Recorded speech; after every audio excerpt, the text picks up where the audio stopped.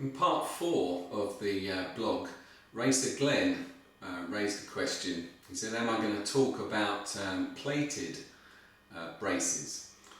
Some of these braces are nickel plated.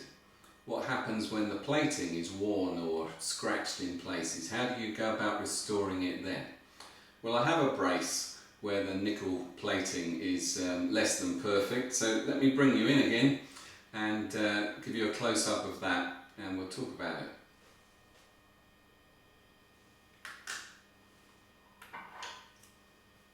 So I don't know whether you can see very clearly here.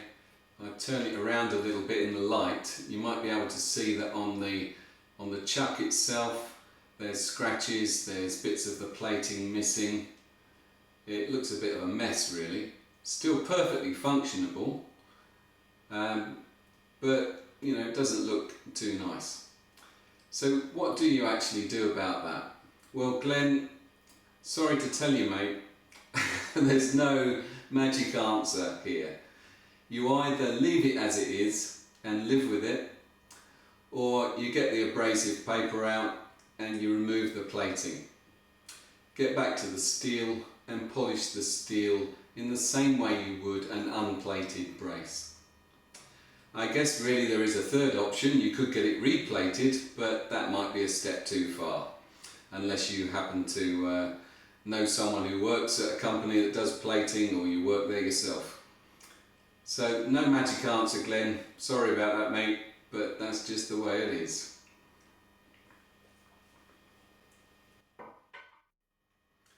In part 5 of this blog series, I wrote that I thought the Yankee 2100 hand brace represented the height of hand brace development. And Liz Dexick, I think his username is, asked why I thought that. So I said that I'd talk him through it in this part. So here is a Yankee 2100 hand brace, and let me tell you why I think this brace is so good. So I'm going to bring you in again and we'll look at some of the parts that make up this brace. The first thing I'd like to focus on is the chuck itself. This chuck grips tighter than any chuck on any hand brace I've ever used or seen.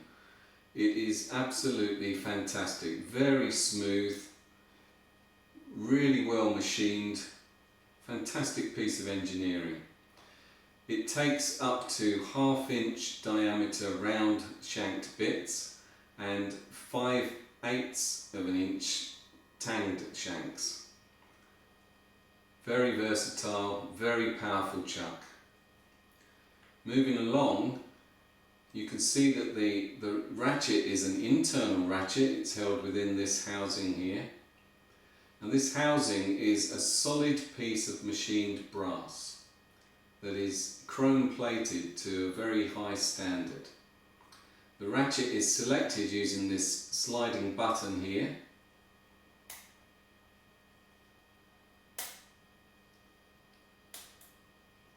And the whole of the ratchet is housed such that it's dust and moisture proofed. The sweep handle and the head are made of hard rubber, and whilst I don't think they look nicer than wood, you've got to ask yourself, if you were to drop this off your workbench or from up a ladder, which one's going to survive, the wooden handles or the rubber? And it's going to be the rubber, let's face it. And it actually feels very nice in the hand. It feels much better than plastic. It's just got a nice feel to it. I've kind of grown used to it and I kind of like it really. But you know, having said all of that, the real thing about this brace that sets it apart from any other brace is the ratchet mechanism itself. It spins like a top. Listen to this.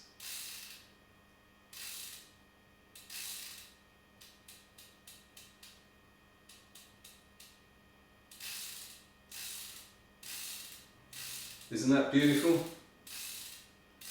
Very free moving, easily rotates, absolutely wonderful ratchet.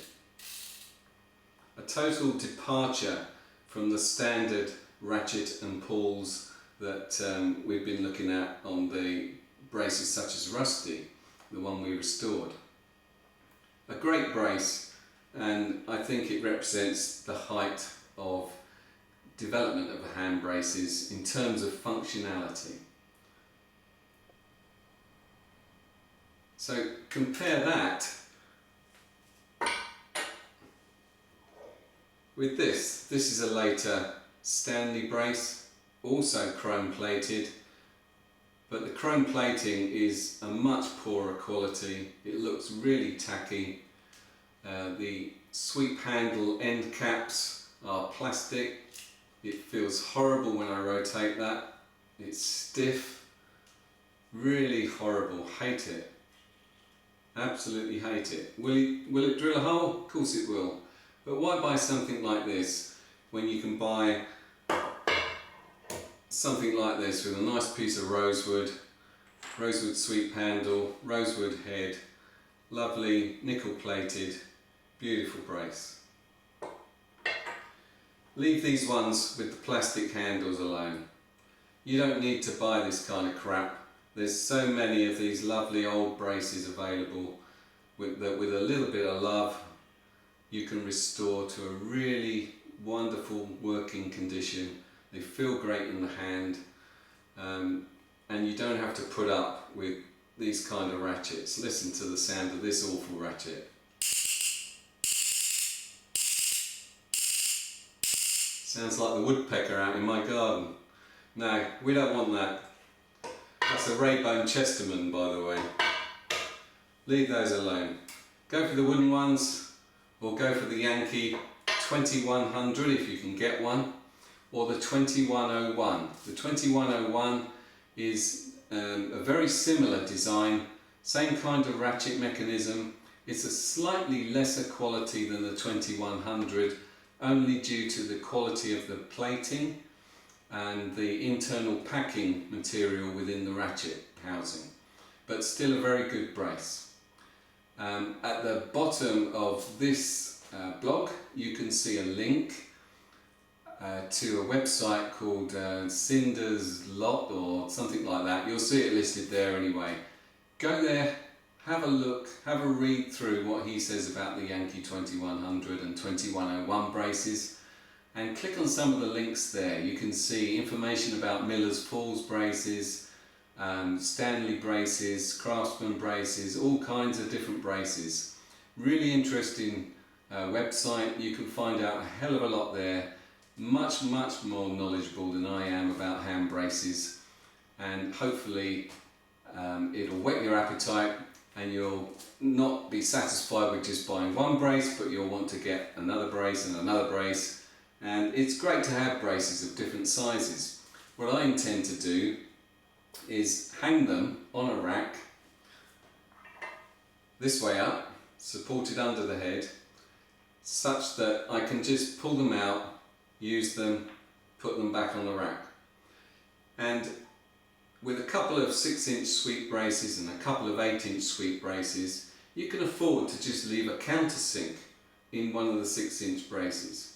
You can have a small drill that you use for hinges if you're a box maker.